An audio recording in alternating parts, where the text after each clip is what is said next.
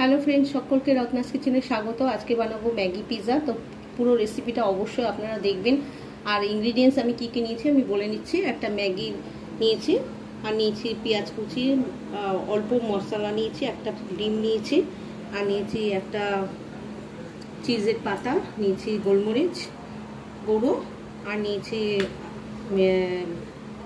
Mixed herbs, আর নিয়েছি হচ্ছে garlic chilli sauce.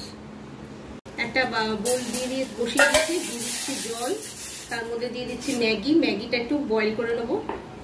Maggi boil হয়ে গেছে, এবার এটাকে আমি নামিয়ে নেব। ম্যাগি বয়েল করে নিয়েছি, ম্যাগিটা একটুখানি জল দিয়ে ধুয়ে নিয়েছি, ঠান্ডা হয়ে গেছে। এবার ডিমটাকে ফাটিয়ে দিচ্ছি এর মধ্যে। এবার দিয়ে দিচ্ছি মশলা, দিয়ে দিচ্ছি খুব সামান্যই দিয়েছি, একটা ম্যাগির হাফ মশলা দিয়েছি। এবার ভালো করে মিশিয়ে নেব। পেঁয়াজ কুচি ভালো করে মিশিয়ে নিতে হবে। একটা তাওয়া বসিয়ে দিয়েছি, তাওয়ার মধ্যে দিয়ে দিয়েছি সাদা তেল। এবার যে ডিম আর ম্যাগির সঙ্গে আর পেঁয়াজের সঙ্গে যে মিশিয়ে নিয়েছি, এটা আমি ছেড়ে দিচ্ছি।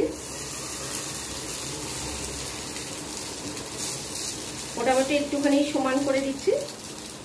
হয়ে গেলে আমি তারপরে উল্টিয়ে দেবো।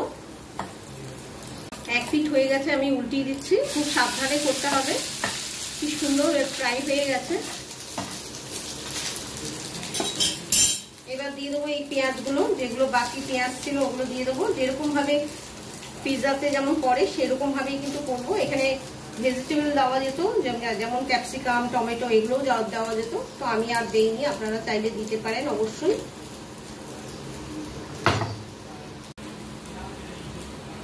এবার একটুখানি গার্লিক চিলি সস দিয়ে দেবো। দিয়ে দেবো একটু গোলমরিচের গুঁড়ো। এবার দিয়ে দেবো এই চিজের পাতা। চিজের পাতাগুলো এইভাবে সাজিয়ে দেবো, যেরকম ভাবে পিৎজাতে করে সেইভাবে সাজিয়ে দেবো। দেখতেও সুন্দর লাগবে, আর বাচ্চারা এটা ভীষণ পছন্দ করবে। আটা মাখতে না ইচ্ছা করলে বা ময়দা দিয়ে যারা করেন তারা যদি না পারেন, এইভাবে কিন্তু অবশ্যই একবার ট্রাই করবেন, খেতে কিন্তু ভীষণ ভালো হয়। এবার দেবো মিক্সড হার্বস, এইগুলো দিয়ে দেবো। যেটা পিৎজার মেইন মশলা, যেটা ওটা দিয়ে দেবো। আর একটুখানি দিয়ে দেবো গোলমরিচের গুঁড়ো। একটু ঝালঝাল হলে, বড়রা যদি খায় অবশ্যই ঝালঝাল হলে বেশ ভালো লাগে।